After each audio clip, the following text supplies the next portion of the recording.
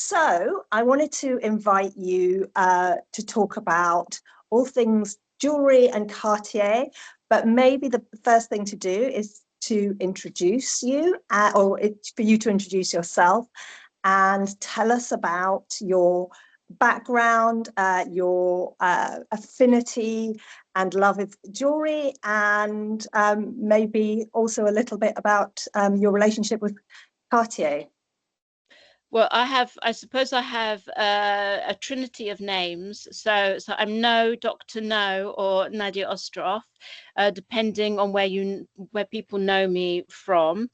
And I grew up with jewellery really because my mother used to sell antiques, especially specialising in jewellery, but she had a place in Bond Street, so there was a lot of space for her to add ormolu clocks or cloisonné vases or whatever. So but she did specialize in jewelry, so I grew up really listening to her. I would be under the counter or going for soups or coffees. In those days there were all the back alleys where the workers had bought all their things, while the gentry, the more the touristy areas were more the sort of big streets. And so I was the gopher, and I would be listening to all the language of all the different sort of different types of enameling, and all the different types of pearls, and all the different types of gems and whatever. And so it kind of sunk in by osmosis rather than by learning. But yeah, so I grew up with it. If you want to know when my first Cartier experience was, it was actually because my mother wore this ring, which is the LM, or the Grand Model of the, I think they created it in the 90s. So this is actually quite a recent model. And I hated the ring.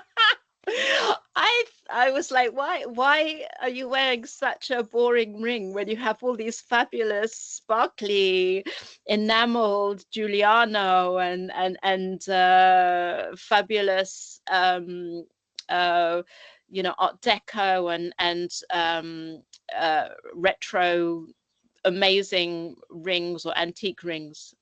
And but obviously now I realize, it was a Cartier ring. So, those that know, those that Exactly. And when I first met you, I was totally intrigued because I'd never seen anybody wear so many Trinity rings on them. You almost had one on each finger, and one that was a sort of double.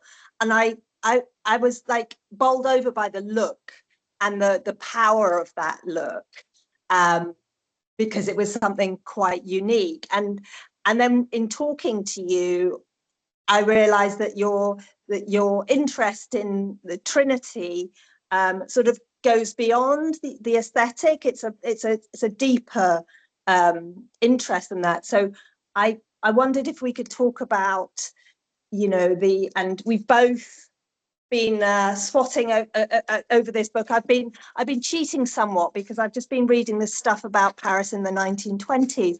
But what an incredible period of time to be in Paris, and the lead up. I mean, you mentioned, I think you mentioned sort of having guilloche pieces, and Cartier had focused on Russia, and then of course there was the Bolshevik Revolution, and everybody was selling their gemstones. And then in the 1920s, I just wrote a little list of who was in Paris, like Ernest Hemingway, Pablo Picasso, Dali, Eric Satie, Gertrude Stein, F. Scott Fitzgerald, like everyone. And of course we have Jean Cocteau.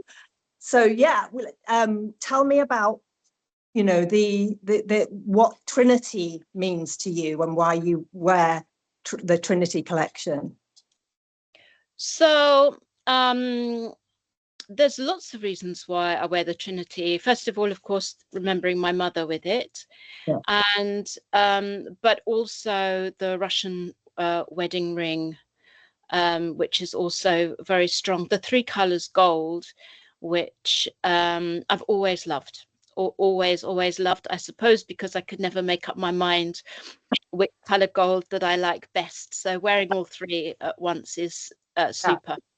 And also I like mixed metals anyway, and not being too coordinated, but also having two gay great uncles or great uncles who must have lived their entire lives before the legalization of homosexuality act in 1967.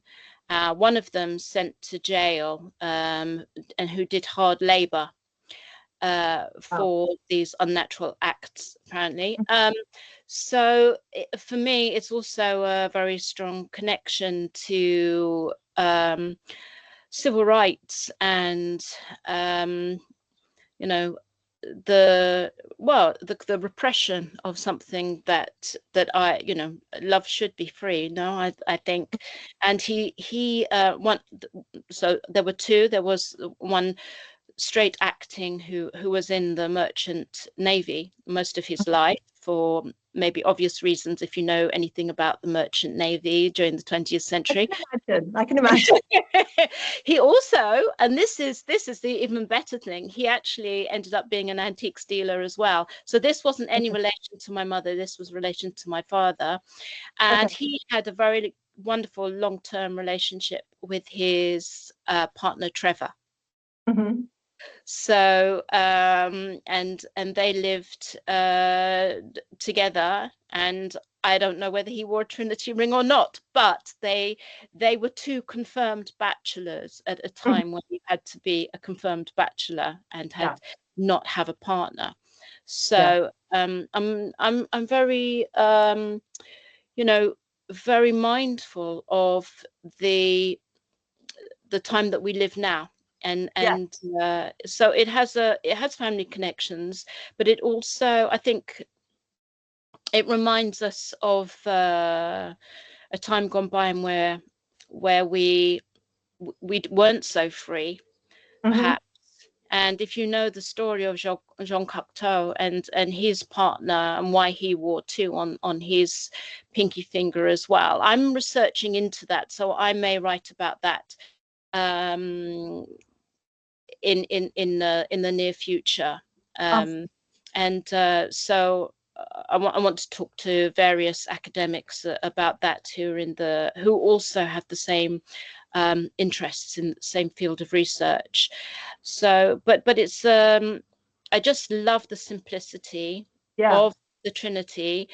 I think the idea of mixing the metals is what made it original. But if you know about the Russian wedding ring, it's also the Trinity, the Holy Trinity. That's what it symbolizes, that they're interlinked. So you have the Father, the Son, and the Holy Ghost, but that's not why I wear it. But yeah. And how different from the traditional Russian wedding ring is it? Because one of the things that happened at Cartier is that it took quite a long time to develop it so that it rolled really nicely. And because I'm not familiar with a sort of Russian wedding ring, I just wondered whether, you know, the lots of similarities or not. So that would be interesting to see an antique one, a much older one than, so from a pre-1924 one. It would be very interesting to see a Russian wedding ring from pre-1924. But obviously I've seen more modern versions of them, which are simply called Russian wedding rings or rolling rings. And they are usually just one color gold, and they're worn on the ring finger as a wedding ring from the patriarchal church. So I'm not quite sure how different they were. Perhaps they weren't so smooth because they are so comfortable to wear. And I have a cushion one here from the centenary as well, which is equally very comfortable to wear.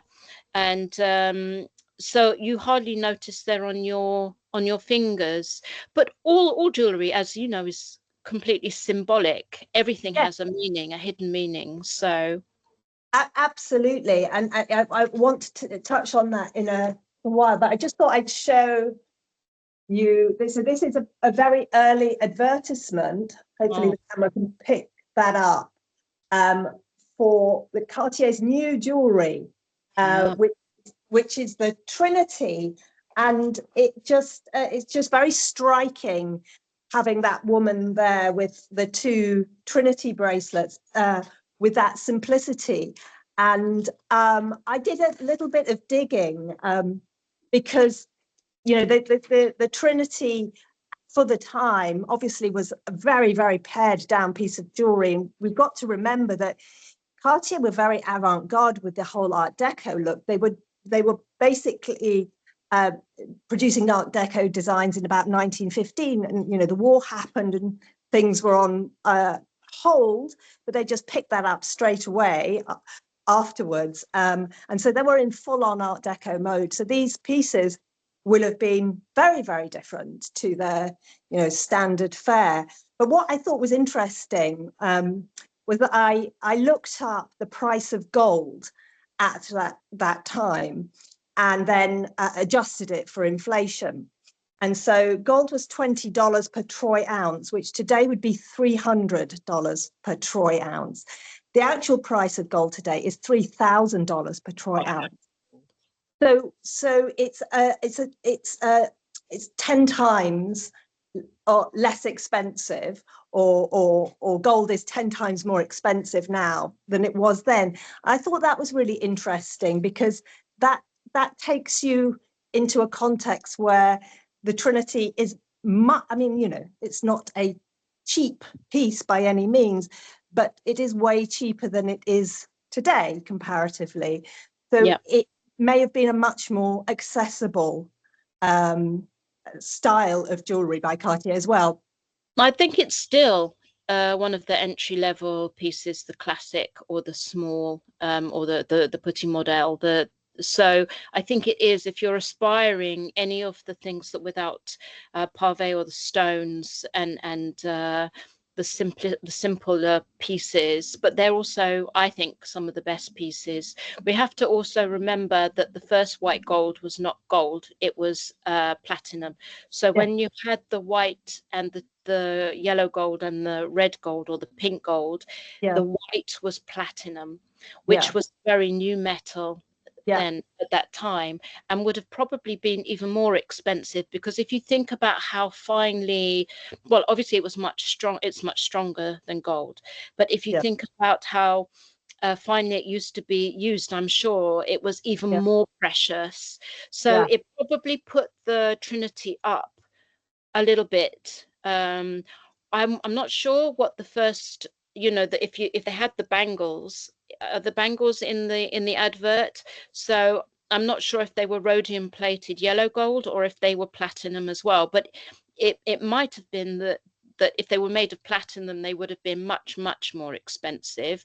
Or if they'd been white plate, if they'd been rhodium plated, it might have been that they were maybe not as robust as the white gold is now, which is made a different way.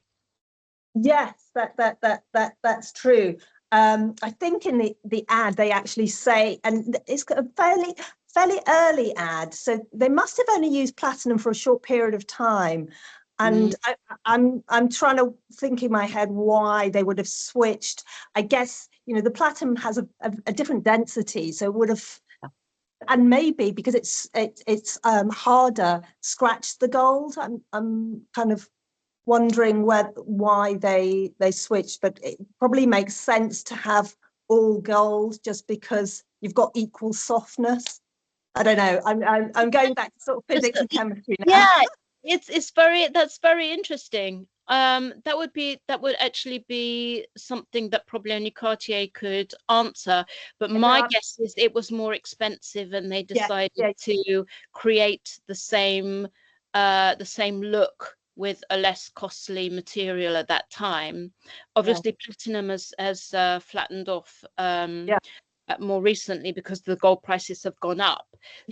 So we don't know, but I suspect it was more cost effective, because just because in luxury it normally is. Yeah. Yeah, no, absolutely. You've always got to sort of look at the bottom line, haven't you? And sadly, when so this story of Jean Cocteau ordering this ring for his lover, his lover, I think, died very died. soon afterwards. And apparently he gave one to a female Russian ballet dancer whose name I haven't written down. But yes, it was given to somebody, and then it was a bit of a sad story in the end. Yes, but we all die. I mean, he died in a young age, which was sad, but also a poet and person of words. So it's interesting that he took the gift back in a way as well. Some people used to be buried with their wedding rings, which is why sadly people do the metal detector thing in the old graveyards, don't they? Because people used to be buried with the rings. But it's interesting how he had that of it. So it just seems to be still very much about love, and to have kept something of their bond, or the three bonds: the friendship, the loyalty, and the love together. So and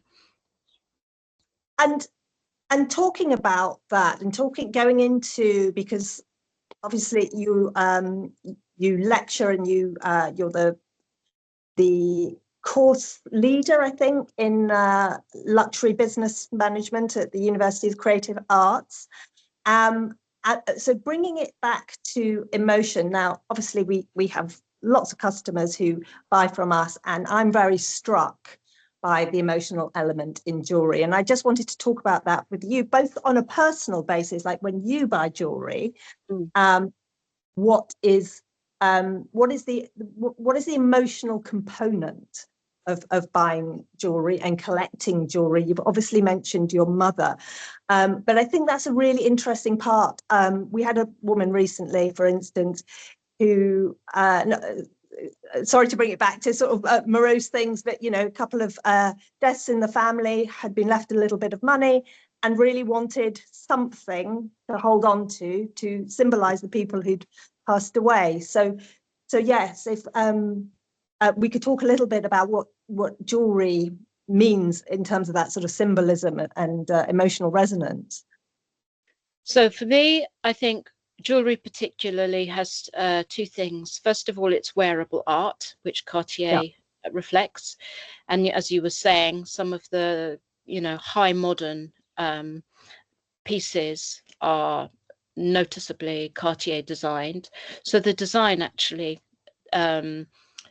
is very important to me and other people too. If you think about the love bracelet, or I'm not particularly fond of the love bracelet, but for if you look at the 1970s adverts, that's very much of its time as well. And it was groundbreaking, wasn't it? At the time, it was groundbreaking. And the other thing is did I say wearable art? But also it's also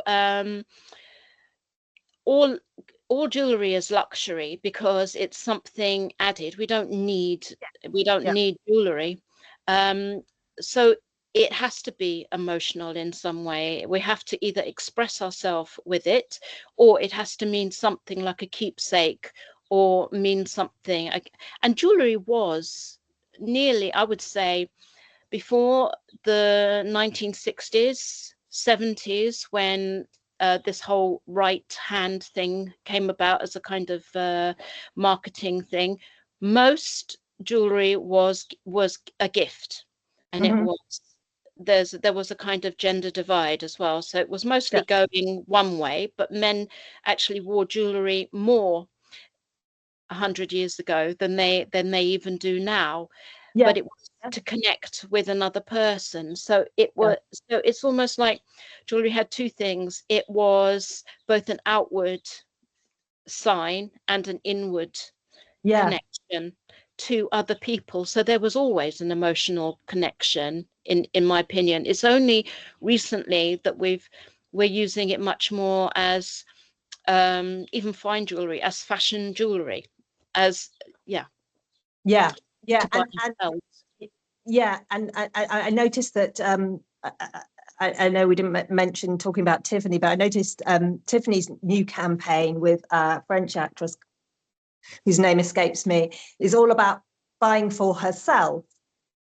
So that's the emotional relationship, a gift to oneself. So it's slightly changed the that sort of transaction. It's more self oriented. So when, for instance, you're looking at buying a piece, whether it's a piece of Cartier or another piece of jewelry, do you have a feeling? Is it feeling led? Are you drawn to things?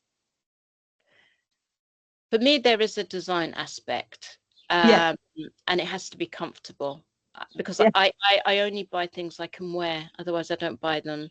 So so very fine pieces or things that I think are going to be easily broken or not worn very much, I don't tend to.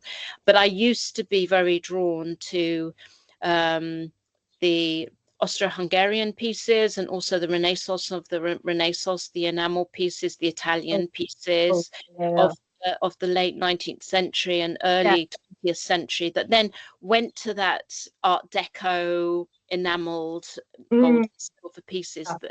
So I absolutely used to love those, I think because they were colorful and figurative. Have you seen the ones in the British Museum?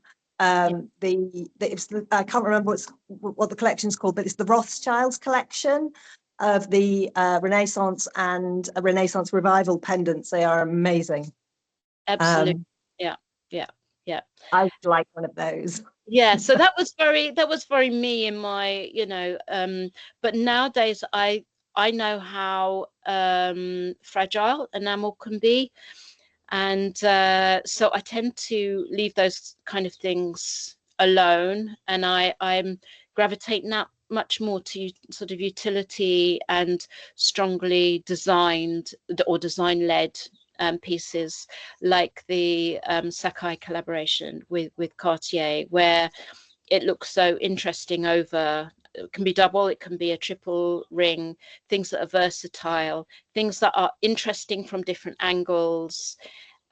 Yeah, so I remember the Tiffany, the only Tiffany. So I don't have much Tiffany, but Yeah, I do have the wildlife, Save the Wildlife, large elephant with the diamond eye from a few years back. All the money. So this was before LVMH bought Tiffany, but all the money went to the elephants, yeah, and that I was very impressed with, that they were so generous, and it was a yeah. beautiful piece. Yes. Well, in fact, if you look on Tiffany's website, their environmental uh, uh, sector does a huge amount of good work, especially for marine wildlife. Sometimes I think you don't publicize it enough, but there's a huge part of the company that's dedicated to conservation, which is obviously a good thing, all things concerned. I'm just wondering, have you ever, because you mentioned practicality in jewelry, but have you ever um, fallen in love with a piece of jewelry and become totally obsessed by it, such that you had to have it? Oh, that's a very good question. Um, Let me think. I'll have to think about that, because I grew up with so much, because all jewelry was coming and going and coming and going. And I used to almost cry when my mother parted with some of her better pieces. So, all of the thing, I've almost learned not to get too attached unless it was a personal thing. Mhm. Um, I remember 1940s watch with with the tassel tops that you could Oh yeah, open and yeah, yeah, close. yeah. and all encrusted and whatever. I'm not sure what I think it was Boucheron or something. And, you know, lovely things that she had. And she never really kept anything. It was just stock. Which, Yeah, well, can I ask you the same question then, but in a different way? Can I ask you, have you ever bought anything for stock and then just could not part with it because it was so fabulous? well, I can answer that really easily.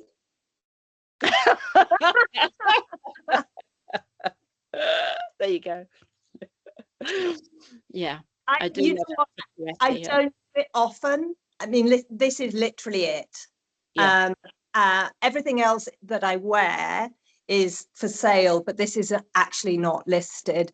And it's because, I mean, it wouldn't be one of the more expensive pieces. That's my justification anyway. But I just think this is such a great design. And it looks great. And, you know, it looks great polished, and it looks great tatty. And you don't have to take it off ever. It doesn't get hot in the sauna. I mean, it's, you know, there's the practicality element as well. And, you know, maybe the design hits you immediately, but then you think about what it's like to wear a piece. And this is so easy to wear that, yeah, it's not for sale. So yeah, the answer to that question is yes, but it's not often. Yeah. It does take something like this that I just think, you know what, it's such a great piece of design. I don't know when we'll get another one. Sometimes these pieces are, it's an Elsa Peretti bracelet. They attract more than the list price, especially if they're sold out. So okay, I can actually answer now. Now you have reminded me. There was a wooden. It's called the donut, the bangle, also from Elsa Peretti. oh yeah. And again, I don't have much, Tiffany, but I don't know if you know, there was one with a Japanese wood lacquer with flash. Yeah. So I was after that for a long time, and they were always sold out. Yeah. And they went up to, I think, 850 or something or whatever. And I thought, oh, for wood, that's crazy. Because I, you know, even Emma's is like 300 and something or whatever at the time. Yeah. And I just went and I just forgot about it, because I was just like, no, that's ridiculous for wood, for a wooden bangle, even though I know how difficult they are to make in terms of that lacquer, and that technique is quite amazing. Yeah.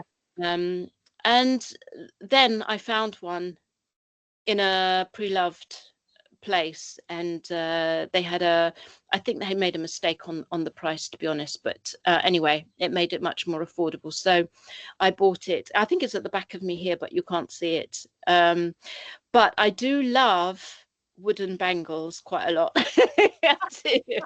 think it's that 2030s Nancy Cunard thing. My arms are not too long, so I just tend to wear one at a time, and not with a watch, so I only wear, I can't do the stacks, but yeah, I do love the quality of that lacquer is amazing. And that brings me on to a question about how important craftsmanship is when you think about jewelry and luxury in general. Well, I think it's everything. I mean, that's why I started the Navigating Luxury conference, because luxury is not just about big brands or about the bottom line in those big public companies or the parent companies or whatever. It really is about the craftspeople, who are literally quite often the unsung heroes.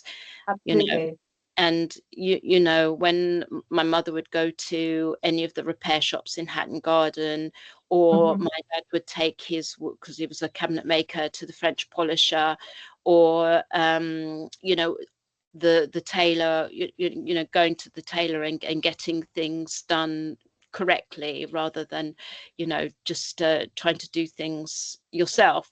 You actually realize how much skill there is in all of these arts, these well, they're crafts, but they are useful arts in many ways. And now I think now we're starting to see recognition in terms of museums and things like that. But really, in terms of maybe people are coming around, I don't know, but I think it's everything. That's what I think. I think it's everything. If you can't see how better something is made in terms of luxury, or in terms of, you know, whatever that luxury is, then it really is not worth the price point. Yeah, no, that's a very, very good point. And communicating, and maybe along the way, the message or the way of communicating that value has been slightly lost. I'm just thinking of when brands, especially big brands, started doing diffusion ranges where you understand they wanted to get an entry point for people, but you know, when it is literally a logo and a t-shirt, you start to lose that connection with the craftsmanship. So people start to look for the logo, thinking that the logo is the brand, is the quality, but actually what you're missing is the actual craftsmanship. So it's interesting because it was the reverse. So when we think about branding, just think about the Louis Vuitton trunk. So their first waterproofing, you know, so trunks used to be have an arc so that the water could run off, and they would have those wooden slats as well, so that you wouldn't have each one on anything on top of the leather, so everything would make sure that everything was protected. And then you had the waterproofing of this canvas, but then the competitors pretended to have the same things, and they weren't Louis Vuitton. So then they started to put the branding on to show this is a Louis Vuitton trunk, and this has the quality. Yeah. But now the branding has almost become a thing by itself. I have to think about, in terms of academic, what that, so the symbol has become the meaning itself. So semiotically, it's a kind of reversal of the idea. So if we think about Baudrillard's the idea of simulacra, you've got the symbol, but the meaning has been lost. It's still there, but it actually has been lost. But I might disagree with you on some t-shirts, for instance, because we don't know. There are t-shirts that could be, I don't know, hand spun by Vicuna, you know, hand spun in Vicuna, and they could be worth that £3,000 point. Price point. They just happen to be in a t-shirt design. But I know exactly what you mean, because if it's just the same old t-shirt that you can get anywhere, then yes, there's no meaning. But if you do get a good t-shirt, it could be worth it to you, just because you might be wearing it, cost per wear 1,000 times more than when you get one from Primark, you know, with where the collar goes out of shape, and you know, it's completely square because that fits more people, and it's semi-transparent and whatever. Actually, I'm wearing a 1960s wool jumper today. This is from the 1960s. It has a zip at the back, so my zip's not up at the moment, but if I put it up, this is fully fashioned, so lovely.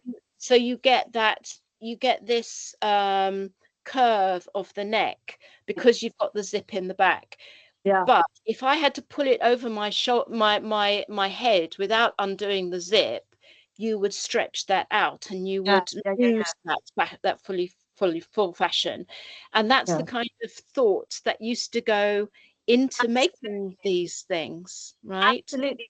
And do you think that thought and craftsmanship is coming back? I'm just thinking about how social media enables people to communicate the method of making and shine a light on that, so that people can reconnect with craft, like you were saying, that these are the unsung heroes, and maybe, you know, we can start to appreciate craft a little more.